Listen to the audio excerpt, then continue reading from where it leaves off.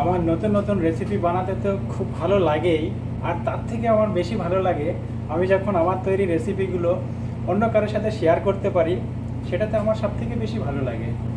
তা আজকে আমি একটা রেসিপি শেয়ার করছি, যেটা সকালে ব্রেকফাস্টের জন্য খুবই দারুণ একটা রেসিপি। সেটা হচ্ছে হাফ ফ্রাই এগ সাথে চিজ। আমার ফ্রাই প্যানটা গরম হয়ে এসেছে, এর মধ্যে এখন আমি দিয়ে দিচ্ছি 2 টুকরো বাটার। আর এই বাটার, আমার কাছে বাটার আছে তাই আমি বাটার ইউজ করলাম।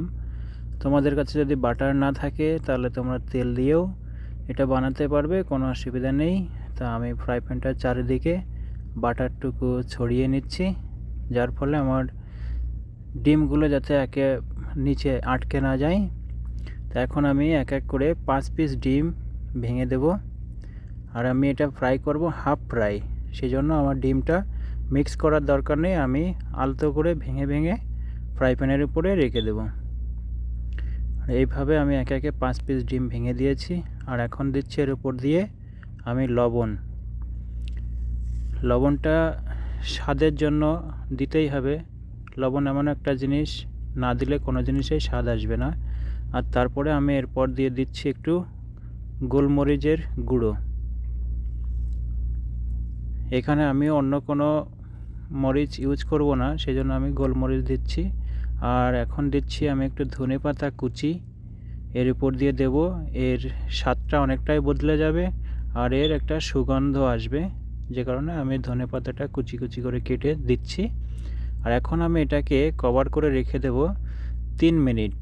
তারপর আমি কভারটাকে উঠালাম, উঠিয়ে দেখছি, চেক করে নেব একবার। আর এরপর আমি এর উপরে দিয়ে দেব স্লাইস চিজ। আমার কাছে চিজ আছে, আমি স্লাইস চিজটা দিচ্ছি। আর এটা অ্যাডিশনাল, যদি তোমাদের কাছে না থাকে না দিলেও হবে, আর যদি থাকে তাহলে অবশ্যই দেবে, কেননা এটা খুবই টেস্টফুল একটা জিনিস। আর এই যে হাফ ফ্রাই ডিমটা, এর স্বাদটা অনেক বদলে যাবে। এবং এরপর আমি আবার 2 মিনিটের জন্য কভার করে রাখবো। আমি কভারটা উঠিয়ে নিলাম, আমার হাফ ফ্রাই ডিম রেডি। দেখুন দেখতে কত সুন্দর হয়েছে, আর দেখতে যতটা সুন্দর হয়েছে খেতে ততটাই সুস্বাদু। তা আমি তো এখন এটার উপরে একটুখানি ডেকোরেশন করব, একটুখানি সাজাবো। তো এইভাবে আমি টমেটো স্লাইস কেটে নিয়েছি আর ক্যাপসিকাম স্লাইস কেটে নিয়েছি, এগুলো আমি এই সাইড দিয়ে একটু একটু করে সাজিয়ে নেব। আর খাবার জিনিস রেডি করার পরে বেশি সময় ওয়েট না করাই ভালো। আমার অতটা খিদে লাগেনি, সেজন্য আমি এইটুকু করছি। তা তোমাদের যদি খিদে লেগে থাকে, তোমরা এতটা ওয়েট করার দরকার নেই, আগেই তোমরা খেয়ে নিতে পারো। তো দেখুন দেখতে কতটা সুন্দর লাগছে। আর আমার এই রেসিপিটা যদি ভালো লাগে তাহলে অবশ্যই একটা লাইক আর কমেন্ট করবে, আর নিজেরা অবশ্যই বাড়িতে চেষ্টা করবে। যদি তুমি আমার চ্যানেলে নতুন এসে থাকো তাহলে আমার চ্যানেলটা অবশ্যই সাবস্ক্রাইব করবে, কেননা আমি প্রতিদিন এরকম নতুন নতুন রেসিপি তোমাদের মধ্যে শেয়ার করি। আমার রেসিপিটা তোমাদের মাঝে পৌঁছে যাওয়ার জন্য আমার চ্যানেলটা অবশ্যই সাবস্ক্রাইব করবে।